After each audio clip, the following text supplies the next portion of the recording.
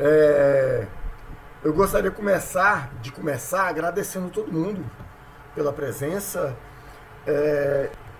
Para aqueles que não me conhecem, eu sou o professor. É claro, todos podem acompanhar aqui, gente, o evento, os slides, se vocês quiserem.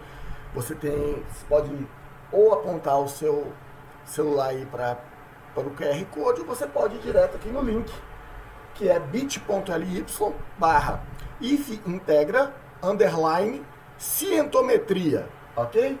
Então nesse endereço aqui você consegue acessar exatamente essa apresentação que eu vou passar aqui agora para vocês, ok? Mais um minutinho só para quem quiser copiar o link ou pegar o QR Code. Eu também estou gravando essa apresentação, certo? E vou disponibilizá-la depois no YouTube e eu vou fazer chegar para vocês o link onde ela vai ficar gravada. Bom, para aqueles que não me conhecem, eu sou o professor Petrônio Cândido, do campus Januária, certo? Eu me identifico como cientista de dados, né? Sou professor do Instituto Federal em Januária dos cursos de sistemas de informação, dos cursos da área de informática, e também atuo como um docente externo na Unimontes, no programa de pós-graduação em modelagem computacional e sistemas, né? Lá tem um mestrado profissional e, se Deus quiser, em breve teremos doutorado profissional também. Eu atuo como pesquisador no meu grupo de pesquisa, né, que é o Ciência de Dados e Inteligência Computacional, que é do Instituto Federal, no Future Lab da UFMG, e na rede de pesquisa Data Science BR, ok? Quem quiser saber mais sobre um pouquinho do meu trabalho, tem o meu site aí, é petroniocândido.github.io. Lá tem um pouquinho do meu histórico, das pesquisas que eu tenho feito junto com os meus alunos, os artigos e tudo mais. Bom, nós estamos aqui hoje para falar sobre cientometria, que é um assunto um pouco desconhecido da maioria das pessoas. Mas, sem mais delongas, vamos falar aqui o que é cientometria mesmo. A quantidade de documentos científicos que vem sendo publicados, ela aumenta assim de forma exponencial. Só você ver que até pouco tempo atrás, você publicar um artigo científico era uma coisa difícil. Você passava um ano, você tinha um número reduzido de artigos. Então os cientistas, eles conseguiam ler e acompanhar tudo que estava sendo publicado na área de pesquisa deles, porque assim, a quantidade de artigos, ele tinha que ler bastante, é claro, mas a quantidade de artigos era humanamente possível de se consumir. Hoje em dia isso não acontece mais.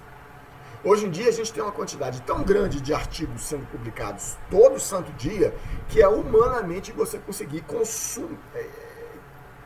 ler todos esses artigos que saem todo santo dia sobre uma determinada área de pesquisa. Eu não estou falando de todas as áreas de pesquisa, não. Estou falando de uma área de pesquisa específica, uma coisa bem delimitada. Eu, como pesquisador, não consigo acompanhar, ler todos os artigos que saem todos os dias, porque é muita coisa. Aí está aquela questão. No meio dessa grande confusão, dessa grande quantidade, a maior parte dos artigos, ela não é lida, ela não é consumida, ela não é referenciada. Então olha esse gráfico aqui. Eu tenho essa linha azul, é a quantidade de artigos que são publicados. Essa linha amarelinha aqui embaixo é a quantidade de artigos que são referenciados pelo menos 5 vezes. Ou seja, aquele artigo, alguém leu, gostou daquele artigo e ele foi de fato utilizado em outras pesquisas. Olha a diferença entre essa quantidade. Você vai ver que essa queda brusca que tem aqui no finalzinho é por causa da pandemia. Beleza? Então, gente, a cientometria ela vai nos ajudar exatamente com isso. Certo? Né? Esses aqui são os dados de onde vieram esses números aqui. Então, senhores, pessoal, com essa quantidade de informação, como que eu, pesquisador, eu vou saber como que eu vou separar o joio do trigo? O que é relevante, o que é importante e do que é menos importante? Como é que eu vou poder medir o impacto, né, de um artigo, em termos de discussão, em termos do quanto ele está sendo falado, do quanto ele está sendo referenciado. Como é que eu sei o que vale a pena ler ou não? Então, isso é o objetivo da cientometria. Entendeu? A cientometria, ela é também conhecida como bibliometria ou infometria. É a ciência que mede, né, a quantidade o impacto e o número de referências de uma determinada pesquisa. Então, definindo assim de forma simples, é um campo da biblioteconomia e da ciência da informação que é caracterizado pela aplicação de técnicas e métodos matemáticos e estatísticos para a construção, para estudos e construção de indicadores do desenvolvimento da informação científica. Desenvolvimento da informação científica. A cientometria, ela quer medir o progresso da ciência. Em última instância, tá bom? Em última instância, ela quer medir o progresso da ciência. Para que a gente consiga entender o que a bibliometria faz, a gente precisa entender quais são as peças que estão envolvidas nesse jogo. Se eu perguntar para vocês aqui, a maioria de vocês, por exemplo, não vai saber me dizer o que é ciência. Beleza? Então, para a gente trabalhar melhor essas peças do jogo, vamos entender quais são os atores que estão aí no meio. Primeiro, o que é ciência? Então, a ciência, ela é um método de aquisição do saber, que é aquele método científico que a gente aprende lá nos cursos, que tem a disciplina de metodologia científica, e você, às vezes até no ensino médio, a gente vê muito você parte de uma hipótese, do hipótese você vai fazer experimentos ou coleta de dados, depois você faz a análise, depois você faz a síntese. Então isso aí é o método de aquisição do saber. Ok? A ciência. A ciência não é só esse método de aquisição de saber. Aí é que está a questão. A ciência também é o corpo de conhecimentos adquiridos a partir desse método. Ou seja, tudo que nós, durante toda a história da humanidade, acumulamos de conhecimento científico, que está escrito de alguma forma em algum lugar, é o corpo de conhecimentos adquiridos a partir da ciência.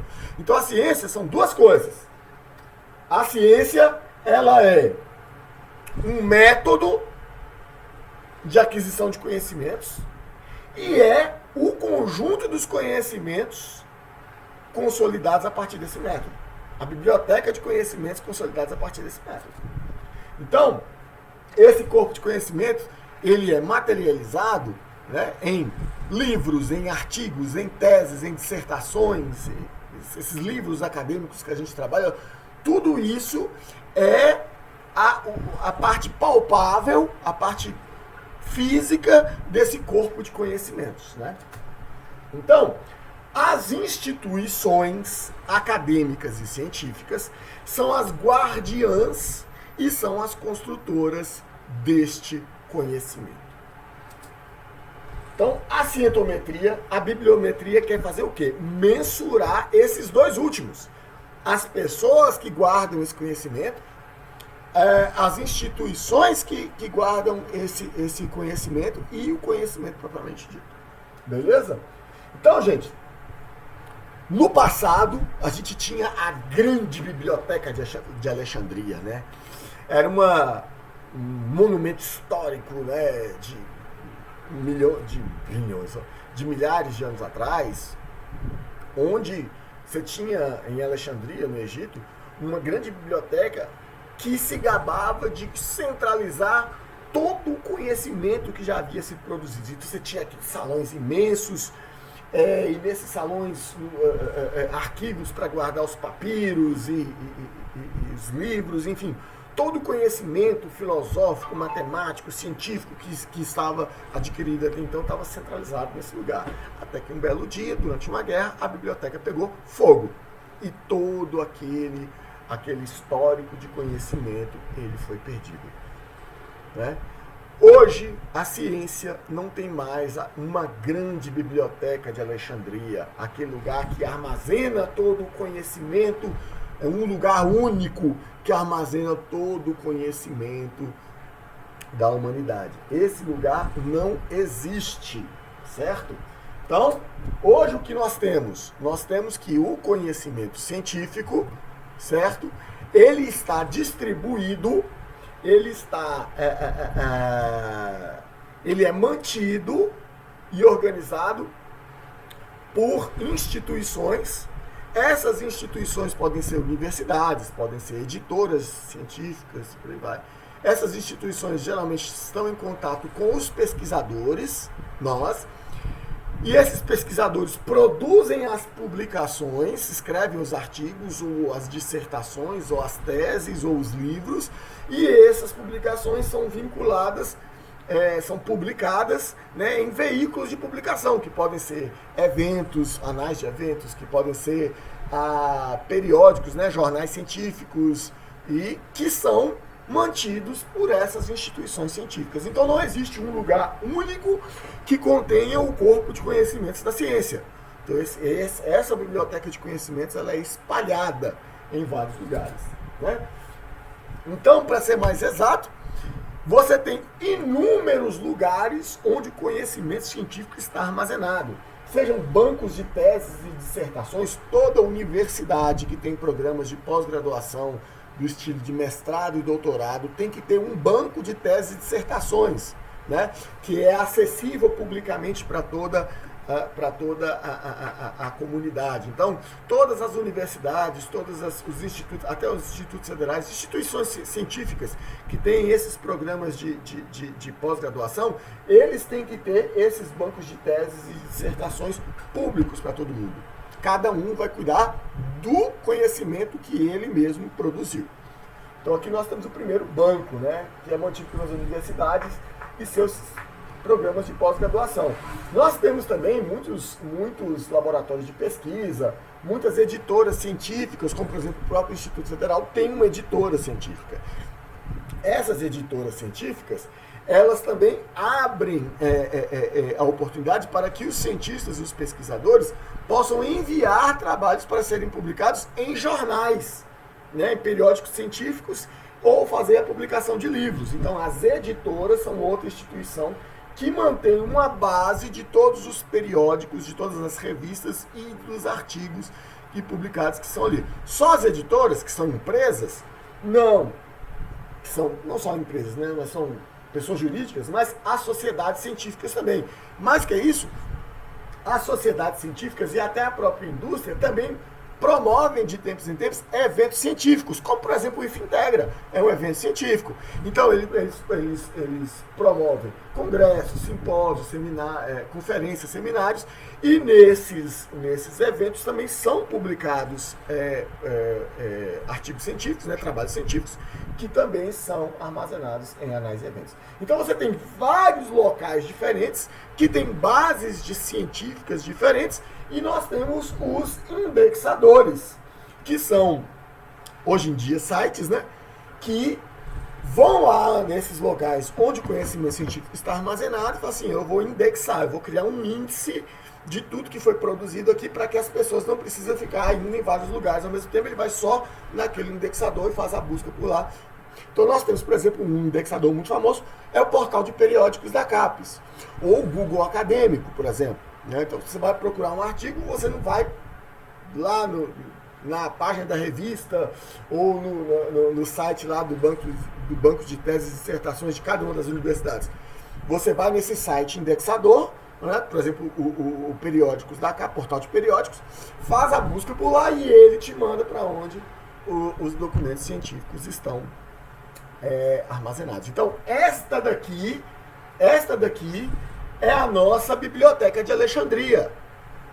A nossa Biblioteca de Alexandria moderna, ela é distribuída em inúmeras instituições, universidades, sociedades científicas, editoras, na própria indústria, né?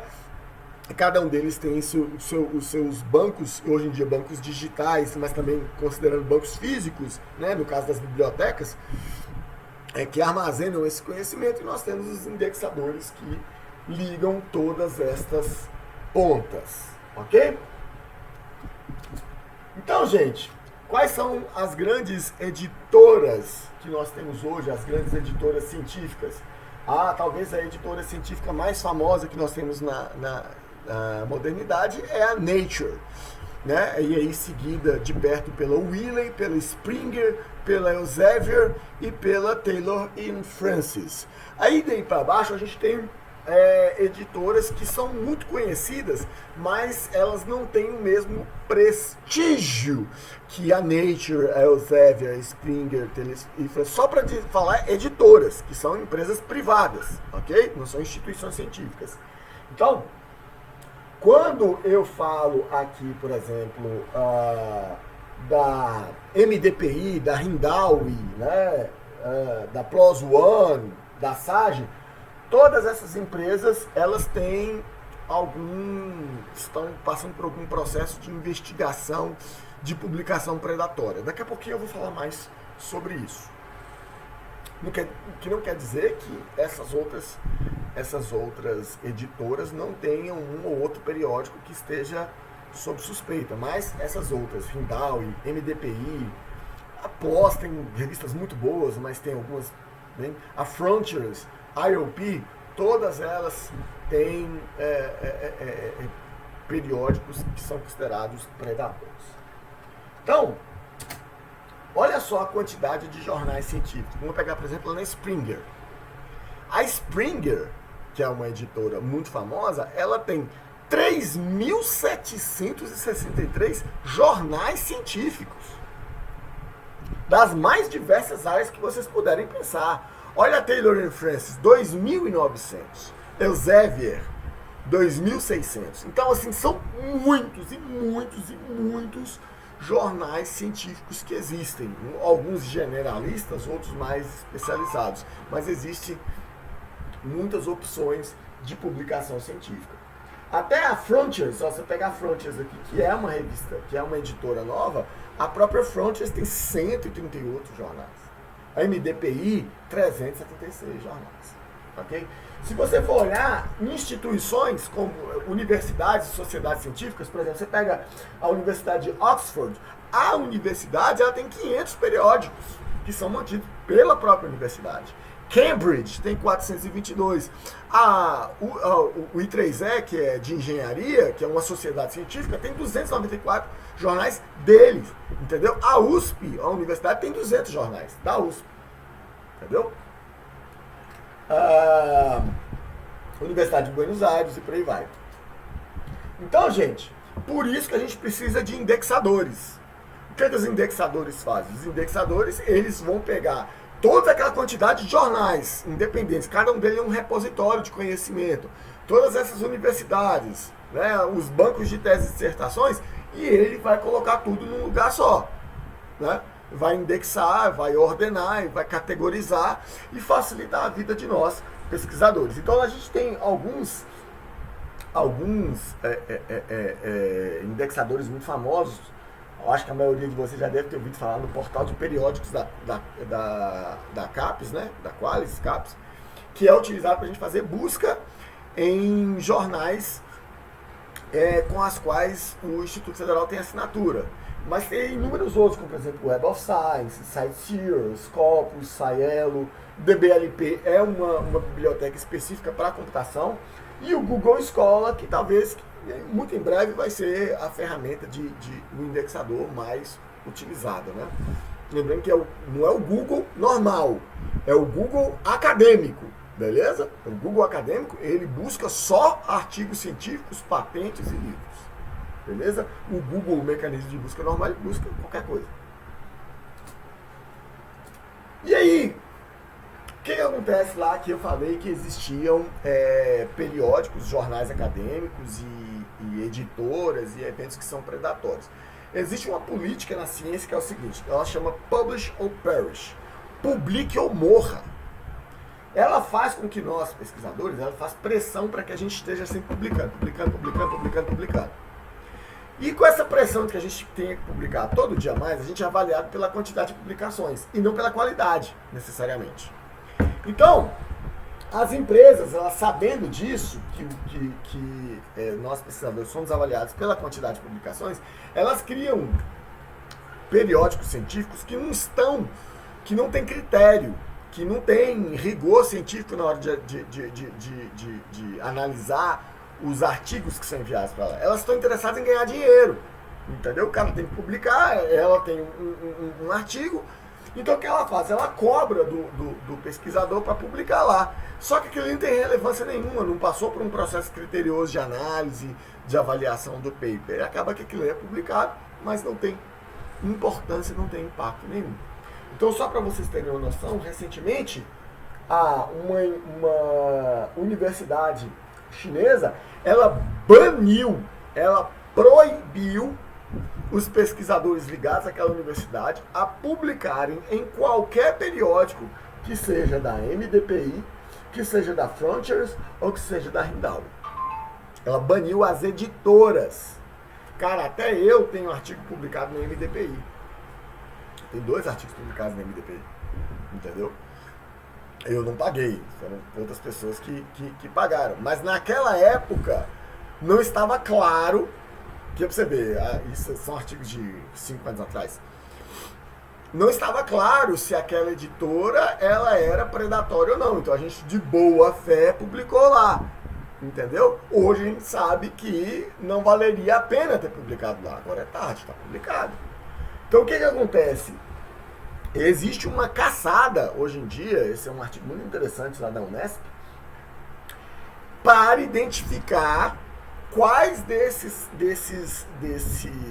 jornais são de fato predatórios. Ou seja, eles estão só interessados em dinheiro, eles não estão interessados em rigor científico, em metodologia científica, em impacto científico na hora de publicação. Isso é uma caçada muito complicada, né? Essas editoras, geralmente, quando você lista elas como jornal, como periódico predatório, você corre até risco de sofrer sanções penais, né? Ela pode ser que está em processo de difamação. Então é um negócio muito complicado, entendeu? Então existe hoje uma vasta mobilização da ciência para poder identificar e marcar aqueles jornais que são predatórios. Então nós que somos pesquisadores, não é muito raro a gente receber e-mails na nossa caixa de e-mail oferecendo, perguntando se a gente não quer publicar um livro de alguma coisa que a gente já publicou, entendeu? De graça anteriormente. Eu falo assim, eu gostei desse seu artigo aqui, você não quer mandar um outro artigo ou publicar esse mesmo artigo aqui na nossa revista, pagando uma taxa aí de, sei lá, R$1.200? Então nós não estamos interessados no dinheiro, não estão interessados de forma nenhuma no conteúdo e no valor científico daquela publicação. Entendeu? Então, para a gente compreender isso também, mais uma peça do jogo, a gente tem que compreender quais são os tipos de trabalhos científicos e a credibilidade que está associada a cada um daqueles trabalhos científicos, certo? Existe uma hierarquia, nem todo trabalho científico é igual, né? Se o trabalho científico ele está distribuído por aí, a gente tem que saber que existem formas diferentes e forças diferentes de evidência. As teses de doutorado, elas costumam ser uma fonte extremamente confiável e sólida de conhecimento. Abaixo dela, os artigos científicos. Lembrando que geralmente uma tese de doutorado está atrelada a um ou mais artigos científicos. A tese de doutorado, ela é escrita e ela passa por 2 bancas de avaliação, uma de qualificação e uma de defesa final, onde uma banca de pesquisadores renomados vai escrutinar aquele trabalho, né? Vai dissecar aquele trabalho, vai arguir o pesquisador lá publicamente, na frente de todo mundo, tentar achar defeitos para poder validar a importância daquele conhecimento. Entendeu? Então, uma tese de doutorado, ela sempre tem que estar embasada em, no mínimo, um artigo científico, mas pode ser um ou mais artigos científicos. Além de passar por esse processo de revisão, ela tem que passar por uma banca. Então, a tese de doutorado ela é um conhecimento sólido, né, verificado, já é um conhecimento revisado, entendeu? Depois disso, artigos científicos, que são submetidos a periódicos científicos, que são avaliados, a famosa revisão por pares, de forma, a forma mais correta, né, revisado de forma anônima. Nem o revisor sabe quem são os autores, nem os autores sabem quem são os revisores.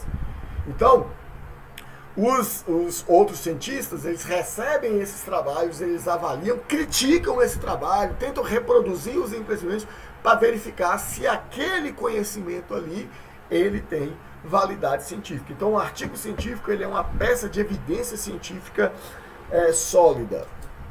Abaixo disso estão as dissertações de mestrado, que também são um conhecimento validado em banca, revisado e tal. Só que a dissertação de mestrado, ela não tem a obrigação de ter um caráter novo, inovador, inédito, como tem a tese de doutorado. Toda a tese de doutorado tem que apresentar algo novo, nunca apresentado anteriormente na ciência. A dissertação de mestrado, você tem que fazer um trabalho novo, mas não apresentar um conhecimento novo, certo? Aí você tem os livros acadêmicos. Ah, professor, mas livro acadêmico é isso que a gente utiliza na escola, tem uma força de evidência menor do que a tese de doutorado? Sim, tem, porque o livro acadêmico, ele não passa por um processo de revisão rigorosa como passa, por exemplo, o artigo científico. Então você passa pelos editores, mas qualquer um pode publicar um livro. Qualquer um pode publicar um livro. Mas não é qualquer um que pode defender uma dissertação de mestrado, que vai publicar um artigo científico, que vai publicar uma tese. Os livros acadêmicos, eles passam por uma revisão acadêmica e tal, mas não é uma revisão por pares, cega, né? Sem conhecer quem são os autores e tal. Então, o livro acadêmico, ele não tem o mesmo rigor científico do que os outros tipos de trabalhos científicos. E aí, daí para baixo a gente vai, por exemplo, trabalhos em congressos. Trabalho em congresso, quando você publica em congresso, ele é avaliado. Mas não é avaliado com o mesmo rigor, ele não é avaliado com o mesmo tempo. Um artigo hoje que você submete hoje para revisão no periódico científico, você vai receber o retorno, as revisões desse trabalho, daqui a 6 meses. Entendeu? Hoje, para você publicar um trabalho em congresso, você tem um retorno, se ele vai ser aprovado ou não, em 2 meses. Então, o processo de revisão, ele é muito menos crítico, muito menos rigoroso do que o dos outros trabalhos. E aí vem monografias, que elas são apresentadas, os trabalhos finais de curso. As monografias, elas vão passar por um TCC de curso, por exemplo, eles vão passar por uma banca, certo? Mas o nível de rigor dessa banca, o nível de rigor do texto, e principalmente o nível de rigor de inovação, de novidade apresentada pelo TCC, não é muito alto, se comparado, por exemplo, com os outros lá de cima. Então, você pode citar um TCC como um trabalho acadêmico? Pode.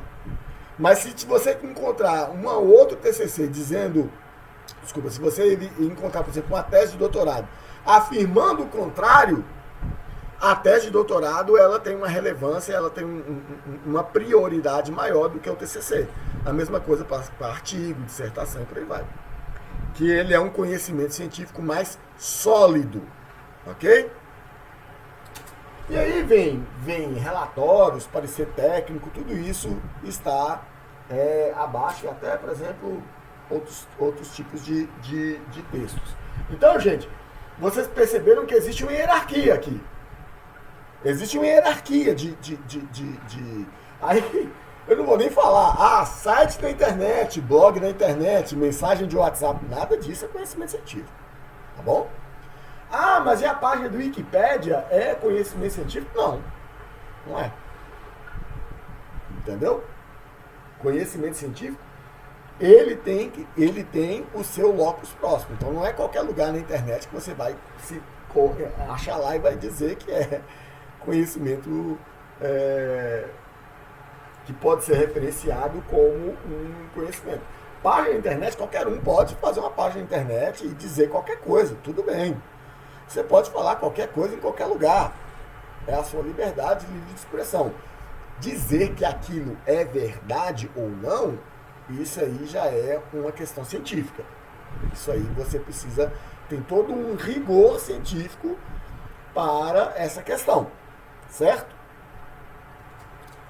Então, essa hierarquia, ela reflete, né, diversas questões. Por exemplo, o grau de rigor que os arquivos são avaliados, o grau de novidade, de originalidade que esses documentos são obrigados a oferecer, E o tipo de trabalho científico é uma medida de qualidade a priori. A princípio, qual que é a qualidade daquele trabalho? Você vai ver pelo tipo, você sabe que, no mínimo, uma tese de doutorado, ela teve um preparo, um rigor, né, e um nível de novidade maior do que, por exemplo, uma dissertação de mestrado ou um TCC em uma de curso, ok? Mas isso é a priori, a princípio. Então, esse aqui é um pequeno guia para vocês entenderem que existe uma hierarquia. Até dentro de artigo científico em periódico, existem tipos de pesquisas, né? Você tem, por exemplo, o topo lá, meta-análise, depois aí vai até artigo de opinião. Então, isso é um tanto quanto mais complicado do que parece. Então, nem toda evidência científica é igual. Existem, dentro da literatura científica, existem documentos que têm mais importância do que outros, né? Que têm mais peso do que outros, ok? E aí, por exemplo, a gente tem coisas que interferem, por exemplo, porque você tem um tipo de pesquisa que é conhecido como pesquisa de estado da arte, aquela que acabou de ser publicado, aquela que conhecimento da última inovação que foi feita, que muda tudo e por aí vai. Esse conjunto de documentos que é chamado de estado da arte, ele é muito dinâmico. Hoje ele está de um jeito, amanhã pode sair uma pesquisa que substitui o melhor conhecimento que eu tenho hoje, entendeu? E geralmente isso é feito através de artigos científicos, certo? E a gente tem a pesquisa de base, que é o conhecimento mais consolidado, o conhecimento mais estável, que está ali nos livros acadêmicos, na revisão de literatura e por aí vai. Então, esse conhecimento, as pesquisas de base, ele muda pouco, ele é mais estático. Já a pesquisa do estado da arte, que é o topo do topo do topo do que tem de mais novo, isso muda o tempo todo, certo? Então a gente tem a questão aqui dos pré-prints, que são lugares onde artigos que não terminaram de passar pelo estado da arte ainda para serem publicados no jornal. Então você tem, por exemplo, archive e tal. A gente tem que ter muito cuidado na hora de citar esses conhecimentos.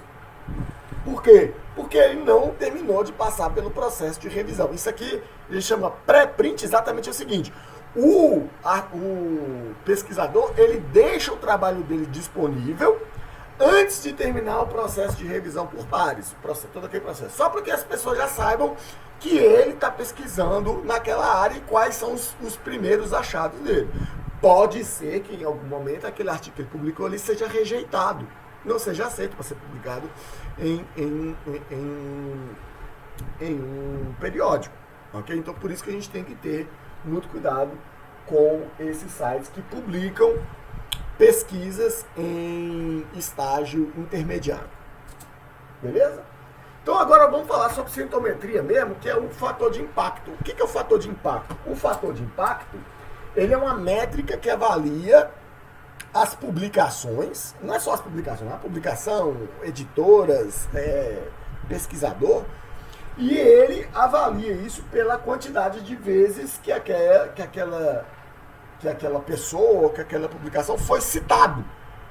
Quantas vezes ele foi referenciado. Você lembra que quando vocês estão tendo aula de metodologia científica, a gente faz muita questão de enfatizar, você tem que fazer a referência, você tem que fazer a citação, você não pode deixar de fazer a citação. Por quê? Porque toda vez que você faz a referência, né, primeiro, para você dizer uma coisa nova, você tem que estar fazendo doutorado, né? Para propor alguma coisa. Se você não está fazendo doutorado, você tem que se embasar em alguém. Mesmo quem está fazendo doutorado tem que se embasar em muitas pessoas até propor alguma coisa nova. Então, quando você faz uma fala dentro de um documento científico, você tem que embasar aquela fala. Você tem que citar quem foi, qual documento científico que propôs aquela ideia. E isso ajuda a dar relevância para aquele documento que está sendo citado. É por isso que a citação é muito importante. Entendeu? O fator de impacto, ele é muito importante para poder avaliar tanto os jornais científicos quanto as editoras, eventos e até o próprio pesquisador, porque ele vai dizer a quantidade de vezes que outros pesquisadores utilizaram a pesquisa dele. Então essa é a métrica. Quanto mais a sua pesquisa ela é utilizada, maior o seu fator de impacto. E o fator de impacto ele varia ao longo dos anos, porque o fator de impacto ele é tomado dentro de uma janela de tempo, geralmente é dos últimos 5 anos, entendeu? Então, quando você for avaliar um trabalho, será que esse artigo é importante? Será que esse periódico é importante? Eu tenho que olhar o seguinte, qual ano, em que ano que esse artigo foi publicado? Qual que era o fator de impacto daquela revista científica naquele ano? Porque pode ser que uma revista, ano passado, ela tenha um fator de impacto baixo e esse ano ela tenha um fator de impacto alto. Beleza? Então, por que a quantidade de citações é uma métrica tão importante? Eu já até comecei a falar sobre isso. Por quê? Aí vem aquela frase famosa, né? Se eu vi mais longe, é porque eu subi no ombro de gigantes. Tá? Que é do Isaac Newton. O que ele queria com isso?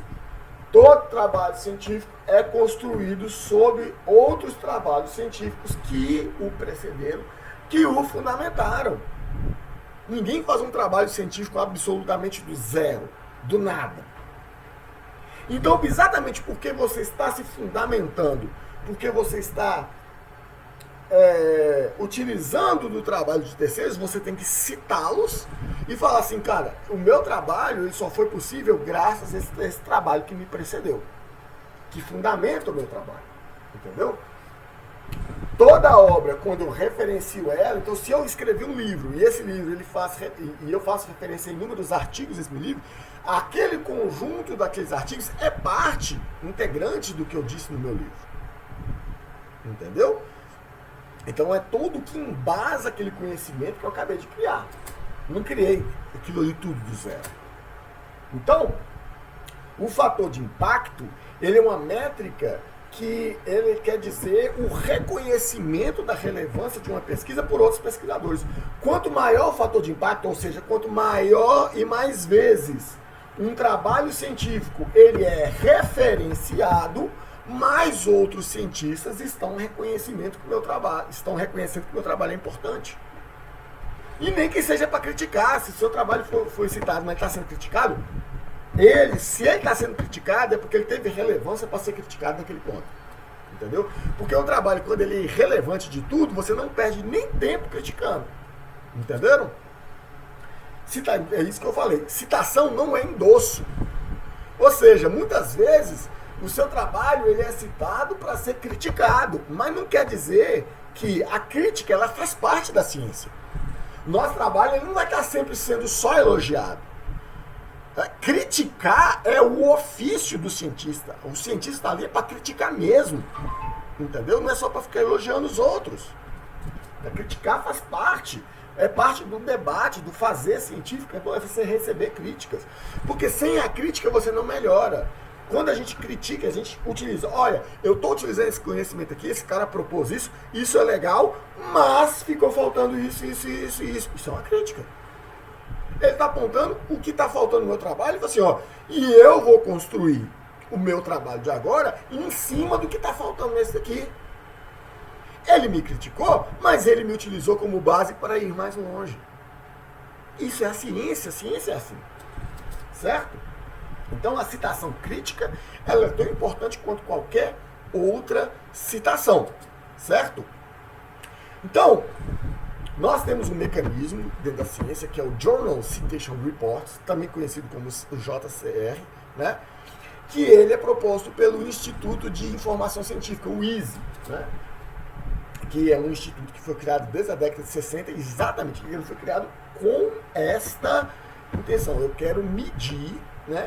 Eu quero medir o progresso da ciência a partir da quantidade de citações, da quantidade de publicações que está sendo feita e a quantidade de citações, o que está sendo produzido a partir dele. Então, o ISI foi fundado na década de 60 com esse objetivo e ele lançou essa plataforma de indexação, de indexar os artigos em um lugar só, certo?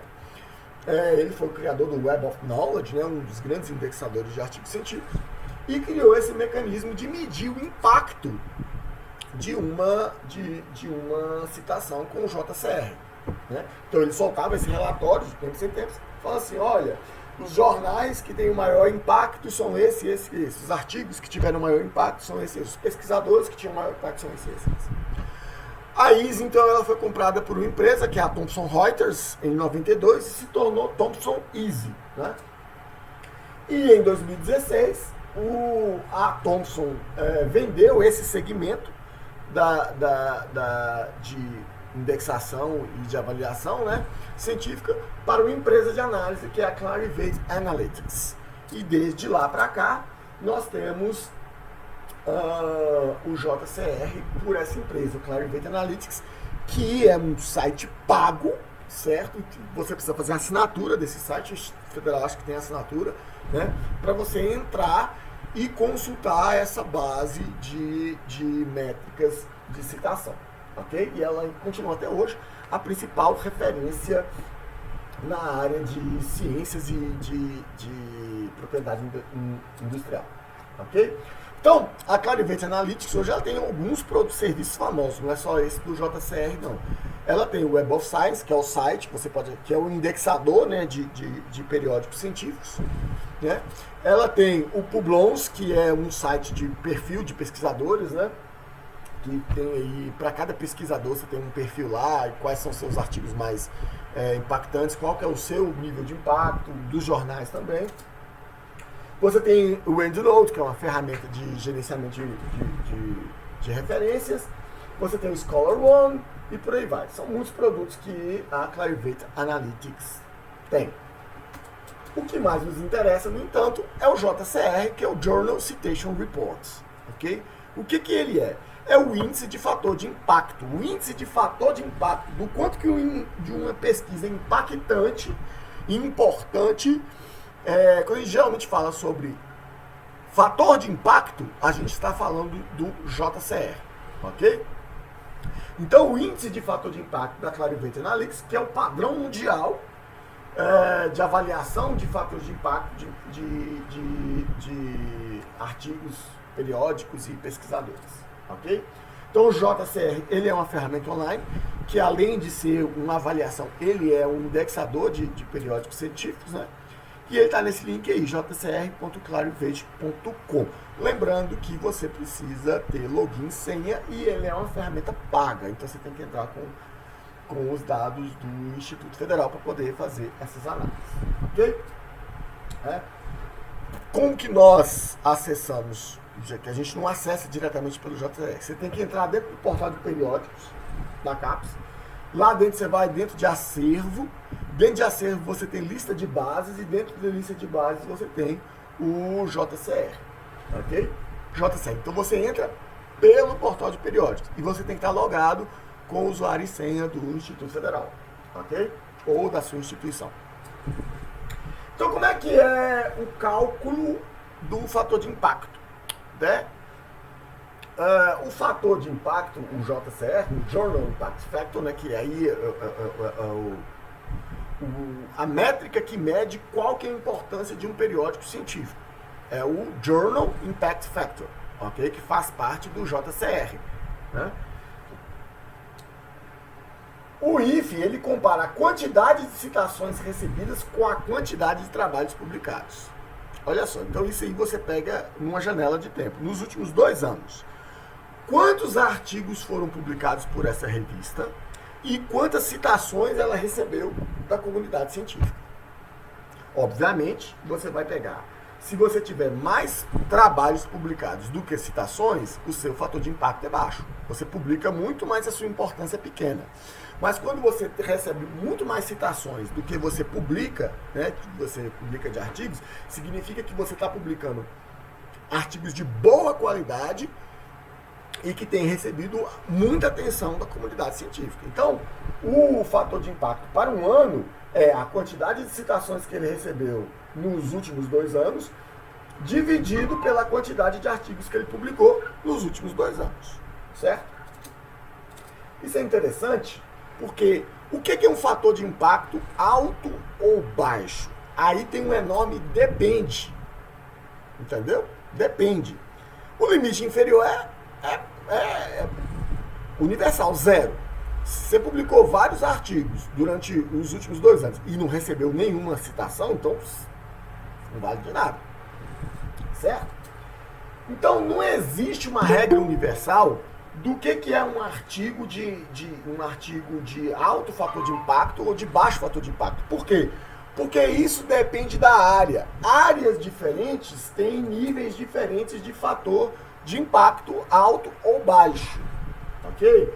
Então vamos pegar aqui, por exemplo, um fator de impacto 5 na área da física é bom, é muito bom, na verdade. Um fator de impacto 5 na área de computação é bom, não é ruim. Mas o bom mesmo só um minutinho. O bom mesmo na computação é o 15, por exemplo, a partir de 15. Entenderam? A partir de 15 nós estamos falando de um fator de impacto muito bom. Agora, se você ver, um fator de impacto muito bom na computação é um fator de impacto baixo na área de medicina. Periódico com fator de impacto 20 na medicina é um periódico normal. Fator de impacto na medicina é 90, que é muito bom. 90. Olha a diferença da física e da medicina. Por que tem essas diferenças? Aí depende da quantidade de artigos que são publicados, depende da quantidade de pesquisadores que estão trabalhando. Então, você tem muito mais gente pesquisando na medicina do que na física. Você tem muito mais periódicos, muito mais revistas científicas na medicina do que na física. E isso influencia o que é alto e o que é baixo. Ok? Então vamos pegar aqui, por exemplo. Você para ter um parâmetro universal, por exemplo, a Clarivate ela lançou o JCI, que é um fator de impacto normalizado para cada área. Aí ele vai pegar a média daquela área e dividir o fator de impacto. E aí ele vai ficar dentro de uma área, 0 e 1, e aí você vai saber, pô, isso aqui é bom, isso aqui é ruim. Então, o JCI, que é o fator de impacto normalizado, certo? É diferente do anterior. O nosso falando que o Journal Impact Factor, o GIF, é diferente do JCI, né? Então, o Citation Indicator.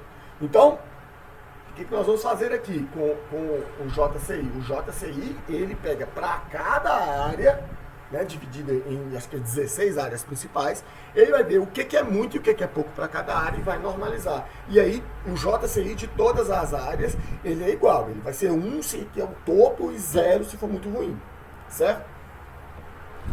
Então, vamos pegar aqui um exemplo. O JCI igual N, o periódico recebeu N vezes a média de situações da sua área.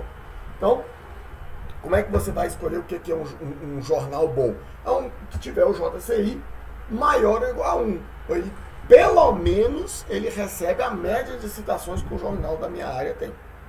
Beleza? Vamos pegar aqui, por exemplo, da física matemática. Física matemática. Olha, aqui eu tenho o GIF. Olha essa revista aqui, Kells, Solitons and Fractals. Ela tem um fator de impacto 9, beleza? E ela tá aqui, olha, o JCI dela é 2.8. Então, a Kells, Solitons and Fractals, ela recebe, em média, 2 vezes mais citações do que 2 vezes a média de citações da área da física matemática. E é tão engraçado que eu sou da computação e eu tenho 2 artigos publicados na Kells, Solitons and Fractals, né? Então, olha só, o fator de impacto da física matemática, o jornal que tem o maior fator de impacto na física matemática é o 9, é o Kells, Solitons and Fractals, que tem o fator de impacto igual a 9. E tem o JCI de 2, certo? Aí a gente tem outros aqui, você pega o que o próximo, na sequência dele, já tem um fator de impacto 4. E é o segundo melhor na área da física matemática. Ok? E tem um JCI de 1.59.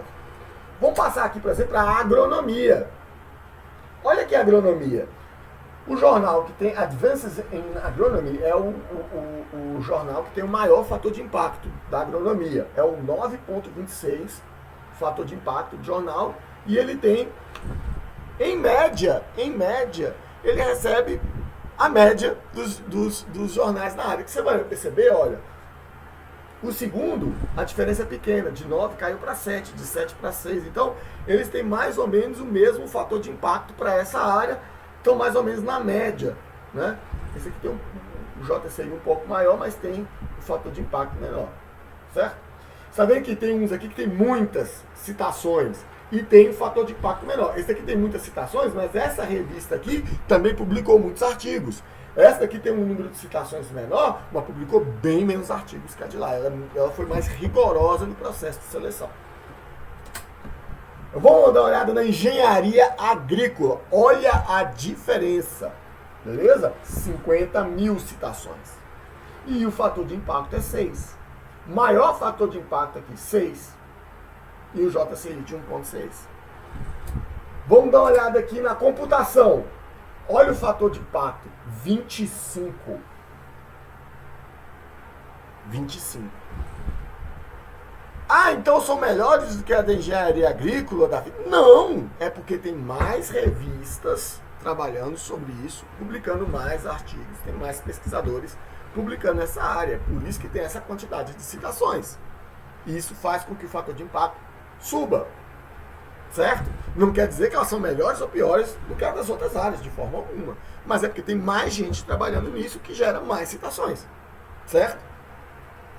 E se vocês acham que 25 é um número alto, se a gente for para medicina, olha aqui, fator de impacto, 202. 202. Né? Então, esse periódico aí, ele recebeu 21 vezes a média dos outros periódicos em termos de citação. É o Lancet. Né? Que é um jornal de extremo impacto acadêmico. Então vocês viram que com o JCI eu consigo normalizar mais ou menos, diminuir a discrepância entre as áreas, mas ainda assim existe um salto grande. E o JCR ele vai te falar isso. Olha, se eu pegar, somar a quantidade de citações que eu tive nos últimos 2 anos e a quantidade de artigos que eu publiquei, eu estou te dizendo que, em média, cada artigo que eu publiquei tem 202 citações por artigo que eu publiquei. Ela recebe 202 citações e eu publiquei um, cada um deles recebeu 202 citações em média. Né? Então ele é muito mais referenciado do que publica coisas. As coisas que ela publica geralmente têm uma qualidade muito alta e são muito referenciadas. Beleza? Uma outra alternativa que nós temos para o JCR é o SiteScore. O SiteScore é uma versão do fator de impacto, só que ele pega os últimos 4 anos. Lembrando que o GIF, né, que eu falei, ele pega só os últimos 2 anos. Beleza? O SiteScore não é da Clarivate mais, ele é da Elsevier. Então ele vai pegar não só as citações dos últimos 4 anos, como a quantidade de publicações dos últimos 4 anos. Então o SiteScore é mais uma métrica que a gente pode utilizar. Aí a gente entra assim, pô, eu nunca tinha ouvido falar em JCR, em fator de impacto, I, GIF, JCI, do SiteScore. Eu sempre ouvi falar em Qualis da CAPES. Onde é que o Qualis entra nesse negócio? A resposta está no nome. Os outros indicadores são indicadores numéricos. O Qualis é um indicador qualitativo. Certo? Ele é um indicador qualitativo. Ele não é um indicador numérico. Ele leva o indicador qualitativo em consideração, apesar de que a metodologia mudou nesse último ano. Então a gente precisa entender que o Qualis da CAPES ele é uma avaliação qualitativa feita por comitês, né, de especialistas em cada área de conhecimento da CAPES. Eles vão reunir de tempos em tempos assim, o que foi realmente relevante para a nossa área das publicações, de acordo com nossa expertise, o que foi realmente relevante nos últimos anos aí, em termos de jornais e revistas. Então, o Qualis, ele nasceu com uma missão muito específica: avaliar os programas de pós-graduação. O Qualis, ele nasceu como uma ferramenta para eu comparar a qualidade das revistas. Ele é utilizado para isso, mas ele nasceu como uma ferramenta da CAPES para poder avaliar os programas de pós-graduação, para saber o quão bem eles estavam publicando o resultado da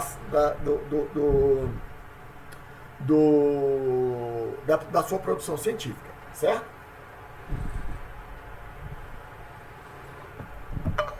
Isso posto, a gente acaba utilizando o Qualis para avaliar artigos, né? Porque a gente está pensando em que nós seremos avaliados depois por essa ferramenta de propósito muito específico, certo? Se você vai lá na plataforma Sucupira, você tem acesso ao Qualis. Então, obviamente, que Qualis só existe no Brasil. Ninguém fora do Brasil sabe o que é Qualis A1, Qualis A2, Qualis A... Ninguém sabe disso. Todo mundo trabalha, inclusive aqui na América Latina, todo mundo trabalha com fator de impacto. Entendeu? Quando você tem um certo nível de internacionalização, que você lida com pesquisadores externos, eles ficam abismados com a existência, com essa coisa brasileira de ter um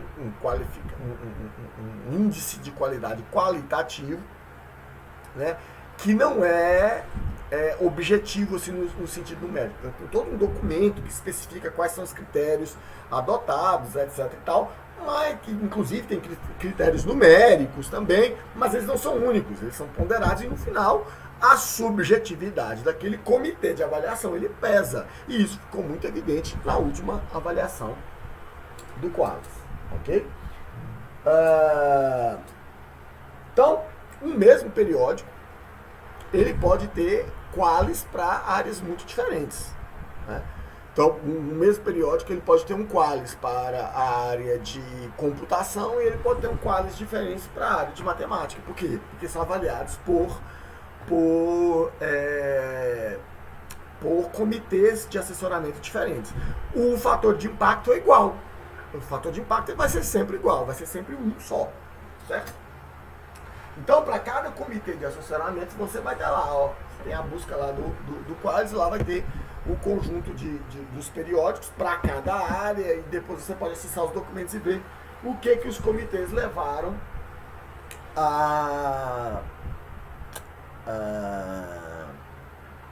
em consideração na hora de qualificar aquele periódico.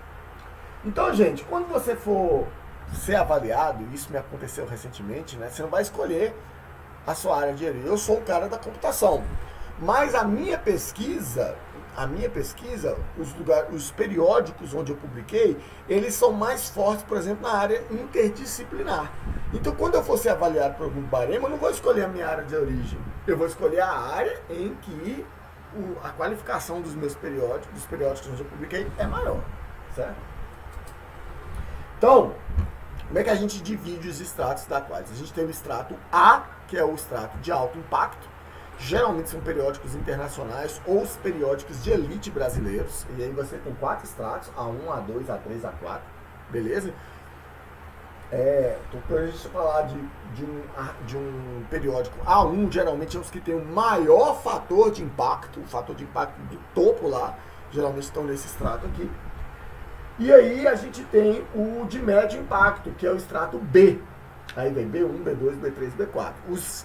Esses critérios de o que entra em cada um vai depender de cada área de avaliação, de cada comitê de associação. Nós temos o C, quando geralmente um periódico entra para ser avaliado, ele entra já no C de início, depois ele vai crescendo ao longo do tempo. E os periódicos que nem sequer entraram na qualificação, que são os sem Qualis, ok? Então, gente, qual que é a correlação do fator de impacto, né, com o Qualis? Depende do comitê da área. Comitês diferentes têm critérios diferentes, apesar de que existe um conjunto norteador, mas existe a subjetividade de cada área e as especificidades de cada área. Depende da área de pesquisa em si, como eu falei, né, das especificidades. Depende de qual edição do Qualis nós estamos falando, que o Qualis ele é triângulo, ele é um biênio, mas o último foi um triênio, né, por causa de confusões aí do governo Bolsonaro e da pandemia também, né? Então, cada edição, o periódico ele pode mudar de qualificação e pode, dependendo da área, ele também pode ter uma qualificação diferente. Mas, via de regra, um periódico que tem um jornal acadêmico que tem um fator de impacto alto, ele também tem uma classificação do Qualis alta. Via de regra, a gente tem essa correlação direta. Ok? Existem, além do fator de impacto e do Qualis, alguns índices. E esses índices ficaram muito famosos, particularmente agora, que eles são muito bons para poder avaliar professor, para poder avaliar um pesquisador. E eles ficaram bem populares agora depois do Google Acadêmico, certo? Um deles é o índice H. O índice H ele não é novo, porque ele só não era publicado anteriormente.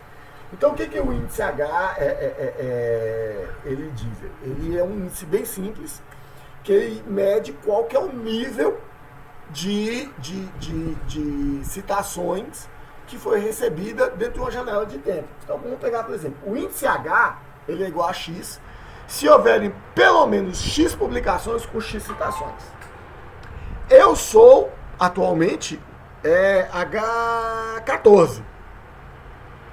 O que isso quer dizer? Que eu tenho, no mínimo, pelo menos, 14 publicações com 14 citações.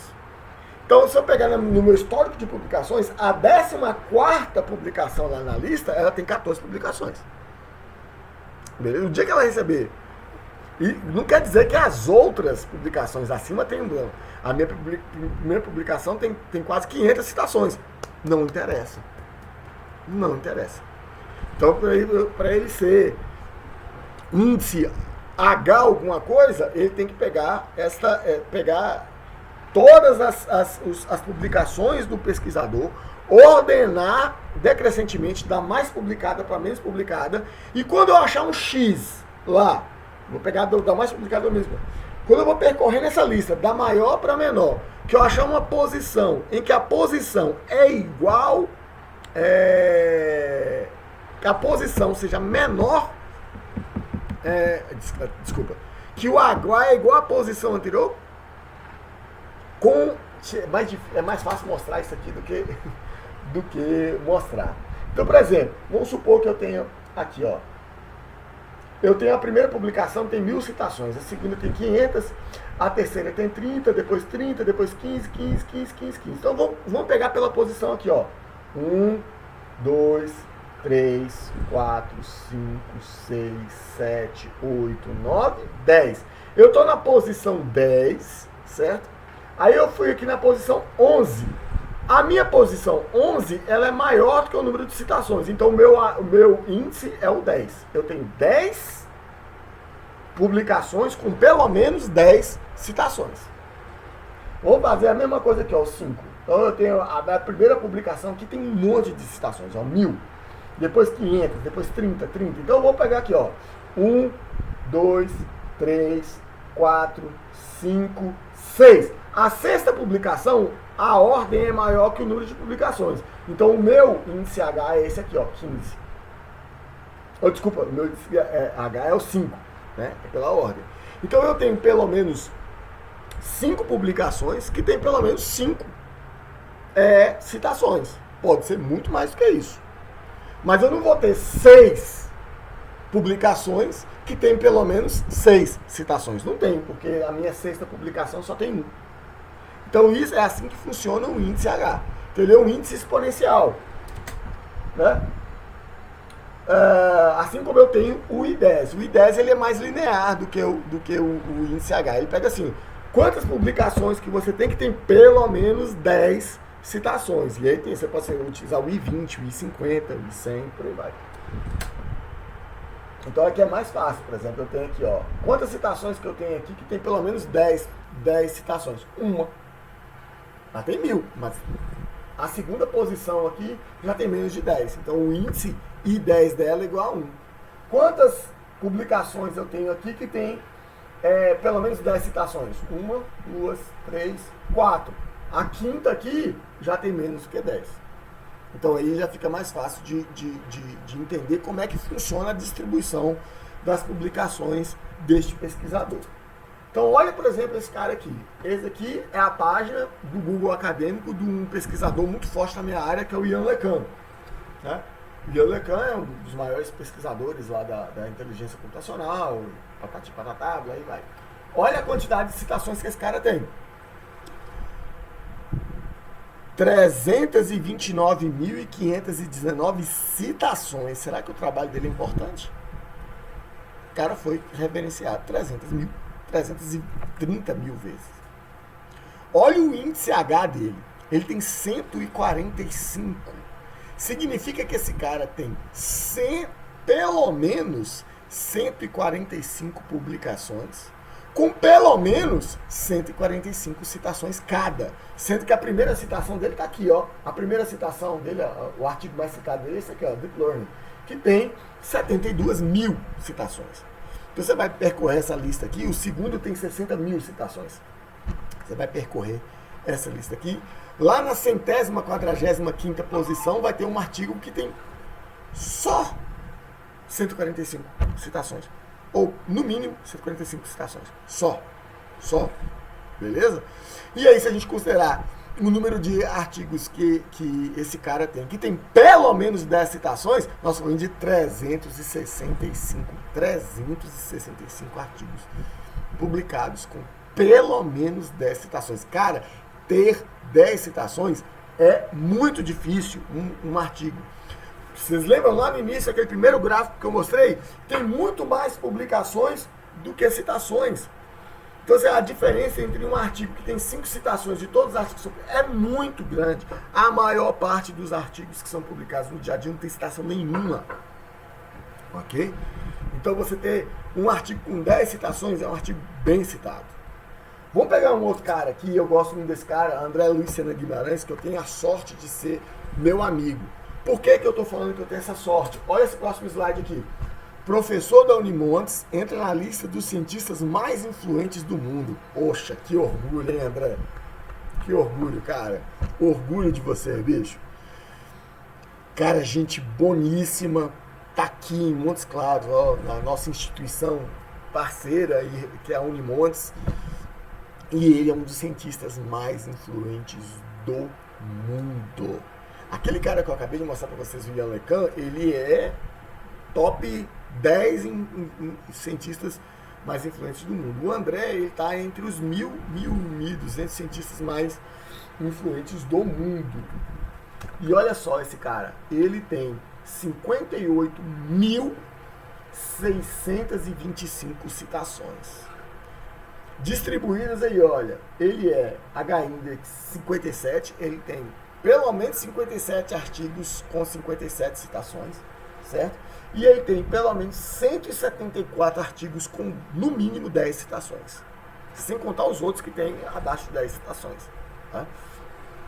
Então, olha o artigo mais citado dele. 7.191 citações. É muita citação. O trabalho desse significa que ele tem muita relevância, mas muita relevância.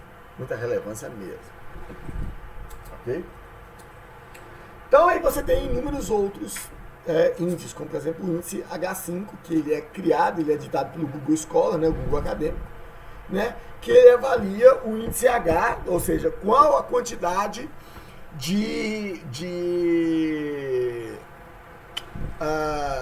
nos últimos 5 anos, qual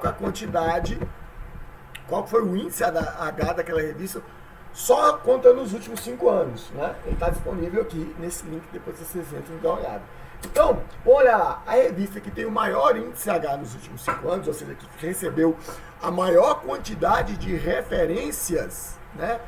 Ela foi a revista Nature, que é de fato a revista científica mais importante da humanidade. Depois vem o The New England Journal of Medicine, depois vem a Science. Aqui, isso aqui, ó, não é uma revista, é um evento, né? É um congresso.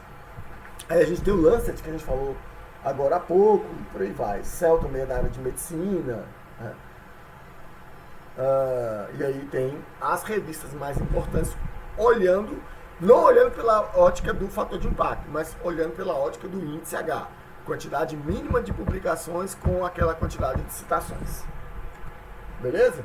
A gente tem outros, como por exemplo o PageRank, que é muito importante, que é menos comum, mas ele é muito importante, que aí quando você considera a citação, você vai ver qualquer citação. O cara lá do jornal indiano de pesquisa que citou lá, ele tem o mesmo peso se alguém lá de Cambridge te citar. O PageRank não, ele fala assim, ó, quem cita também tem importância.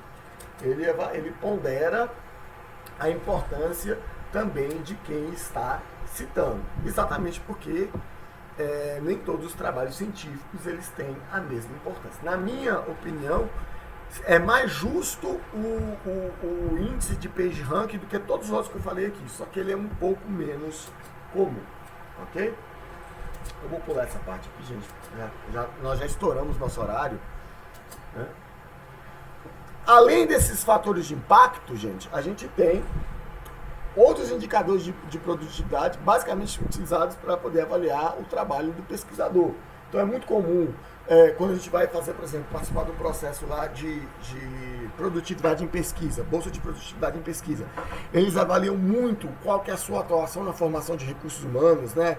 Quanto que você está trabalhando em programas de mestrado e doutorado, participação em bancas, qual que é a sua produção de inovação, se você tem patente registrada, patente solicitada, registro de marca, registro de cultivar, né? Tudo isso. A questão da sua internacionalização, qual que é o contato que você tem com outros pesquisadores não brasileiros ou em programas de participação de bancas, publicação conjunta, tudo isso faz parte da internacionalização. A gente avalia muito a experiência em captação de recursos, quantas vezes você submeteu o projeto e foi financiado com recursos para poder executar a pesquisa. E hoje em dia, particularmente aqui na Unimos, que a gente tem muitos, não só a Unimos, mas o Instituto Federal também, tem muitos programas interdisciplinares e programas profissionais. Isso é muito avaliado produto técnico, não só artigo. E aí é software que você produz, relatório técnico, parecer, até cartilha, às vezes até vídeo instrucional, consultoria, tudo isso acaba sendo considerado como produto técnico, não é só a referência à quantidade de artigos publicados e citações recebidas. Beleza? Então, gente, para a gente fechar aqui, vamos sintetizar quais são as principais métricas de impacto que a gente utiliza. Então, para avaliar o pesquisador, a produtividade do pesquisador é a quantidade de publicações, né? O total ou nos últimos 5 anos. Também você não pode contar a vida inteira do cara se ele... Você tem que contar a produtividade recente, né? Se ele continua publicando, né? Então a produtividade, ela é uma métrica puramente quantitativa. O impacto, ela é a métrica qualitativa, que quer dizer a quantidade de citações que esse cara recebeu, e aí vai dizer o quanto que o trabalho dele reverbera na comunidade dos outros pesquisadores, o quanto que esse trabalho ele é importante. Aí vem o índice H, certo? O índice 10, aqueles outros índices que nós falamos no último tempo. E aí tem também o tempo de atividade, né, para ver se aquele é um pesquisador sênior ou não. Aí tem outros fatores não bibliométricos, né, participação em programas de pós-graduação, número de orientações concluídas, número de participação em bancas, a atuação como revisor de periódicos. Nós falamos lá da questão da revisão por pares, mas isso, em algum momento, você precisa reconhecer o revisor, né, que está ali fazendo aquele trabalho que é gratuito, né? E isso auxilia no processo de avaliação do pesquisador, né? E a atuação como editor de periódicos científicos e também parecerista e por aí vai. Então, a gente tem bancos de currículos. O currículo Lattes, ele é uma referência mundial. O Brasil, ele tem esse banco de currículos que é muito detalhado, que é muito profundo. Até pouco tempo atrás não existiam outros concorrentes. Só muito recentemente que surgiu o OrcID ou o OrcSeed, chame como quiser, que seria um banco de currículos acadêmicos, né? específico para academia, específico para cientista, né? Aí depois hoje a gente tem, além do ORCID, a gente tem o ResearchGate, a gente tem o Google Scholar, a gente tem o ResearchID, mas antes de tudo isso a gente sempre teve o Currículo Lattes, que é uma plataforma maravilhosa e que tem servido de inspiração para o mundo todo. Como é que a gente avalia os periódicos mesmo? Utilizando o fator de impacto, o Journal Impact Factor, né? Aí a gente tem o indicador de citações, que é o Journal Citation Index, né, que é o fator de impacto normalizado, certo? E a gente tem o índice H, né, particularmente o H5.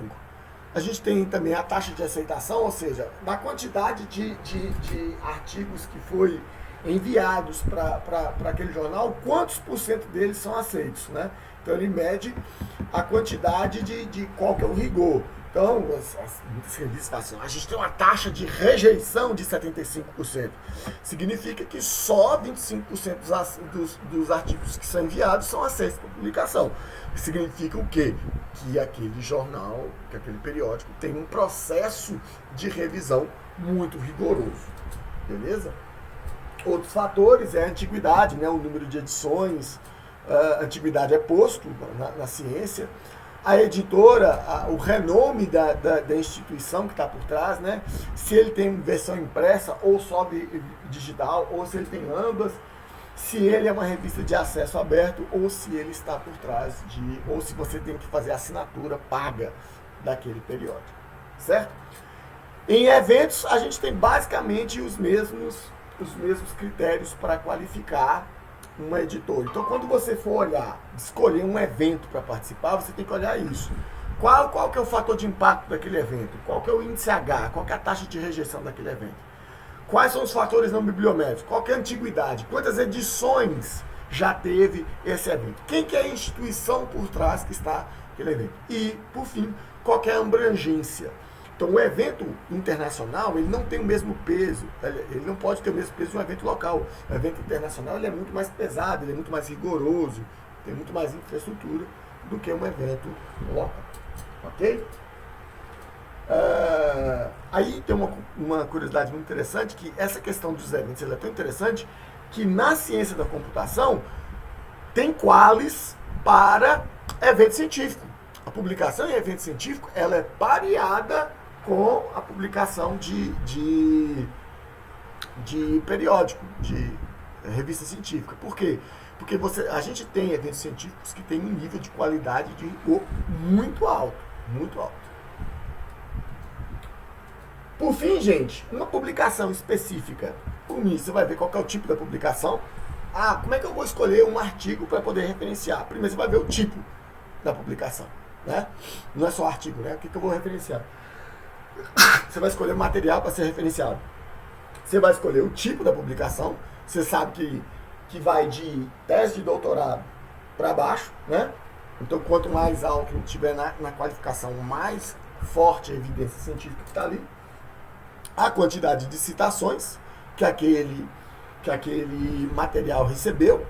Qual que é o fator de impacto do periódico onde ele foi publicado, ou da instituição, no caso de tese de doutorado, por exemplo, se ela é uma instituição renomada ou não. A gente pode olhar os altmetrics, que é a quantidade de que se fala dele na mídia comum, né? O quanto que essa pesquisa ecoou nas redes sociais, na mídia, tal. E aí a antiguidade, porque se for velho demais, você vai verificar o quão bem que essa pesquisa envelheceu, se ela é forte o suficiente para se tornar uma pesquisa de base, um clássico, ou se ela foi substituída enquanto ela é estado da arte por outra coisa mais recente. Beleza? O que gera impacto no final das contas? Gera impacto é a qualidade do periódico que você está publicando, entendeu? O idioma que você publicar em português não gera muito impacto, publicar em inglês gera bastante impacto, certo? A importância dos co-orientadores que você está trabalhando, né, dos co-autores da publicação, e isso tem sido uma grande ferramenta de debate, porque periódicos internacionais discriminam autores latino-americanos, então por isso que eles geralmente procuram um coautor da instituição para poder publicar, ou externo, exatamente por essa questão de discriminação. A abrangência e universalidade do tema de pesquisa, né? E o nível de rigor formal, metodológico, experimental. Quanto mais rigoroso for o seu trabalho, mais o impacto, mais ele vai ser aceito por periódicos e mais ele vai ser citado mais para frente. E, obviamente, a apresentação virtual do artigo, incrivelmente, isso gera muito impacto também. Ok? Então, gente, eu deixo aqui depois diversas referências aqui para vocês se aprofundarem neste assunto. Eu peço perdão aí pela extensão da minha fala. É muita coisa para falar e a gente me conheceu um pouquinho atrasado. Agradeço a paciência de todos que estiveram aqui e se tiverem perguntas, eu estou à disposição para responder. Ok?